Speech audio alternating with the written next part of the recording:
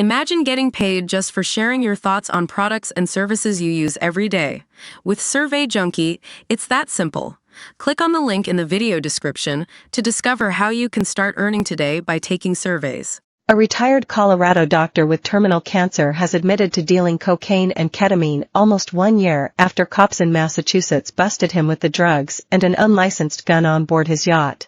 Dr. Scott Burke, 70, who practiced medicine in Denver and also has an address in Key Largo, Florida, was arrested in September after authorities received a call about a woman who had possibly overdosed and wanted to leave the ship and found 43 g of cocaine, 14 g of ketamine, 2 handguns, and ammunition on board. He initially pleaded not guilty to the criminal charges against him, but in Nantucket District Court on Tuesday, Burke pleaded guilty Tuesday to possessing cocaine with intent to distribute, possessing ketamine with intent to distribute and possessing a gun and ammunition without a license, the Boston Globe reports. Charges related to the possession of a large-capacity firearm were then dropped as part of a plea deal, and he was sentenced to 1-year probation. Police have said they found the drugs and 3 firearms, one of which was loaded in Burke's bedroom on board his 70-foot motor yacht, dubbed the Jess Con, after they received a call from a man in Dallas, Texas who was worried about his friend on board. The man told authorities he had been speaking with his friend,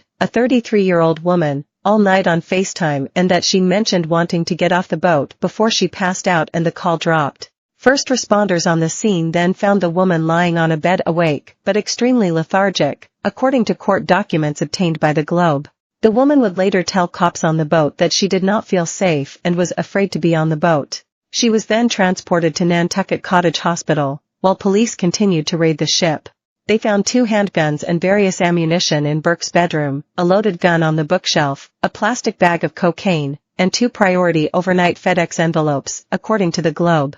Law enforcement sources also told the Nantucket Current that sex workers were discovered aboard the boat during the raid.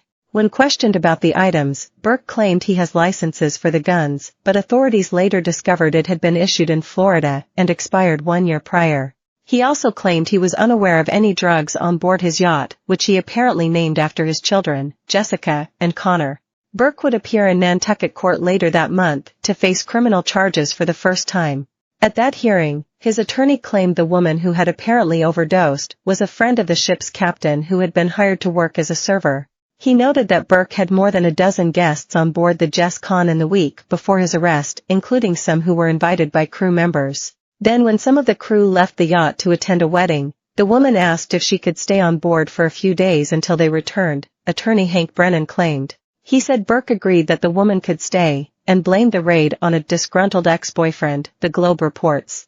This was simply a case about a gentleman who had authority to own firearms, and was not aware that his Second Amendment right was not reciprocated over a mile off the shore of Nantucket, Brennan said following his client's guilty plea this week. We are appreciative of the district attorney's thoughtful consideration and delicate balance between advocating for the community and demonstrating empathy. Brennan added that he is confident that Dr. Burke would be vindicated if we pursued a jury trial. However, time is not a luxury that was available to us, noting that Burke has late-stage cancer. A spokesperson for the Cape and Islands District Attorney's Office indicated that Burke's failing health was a factor in its decision to offer the plea deal.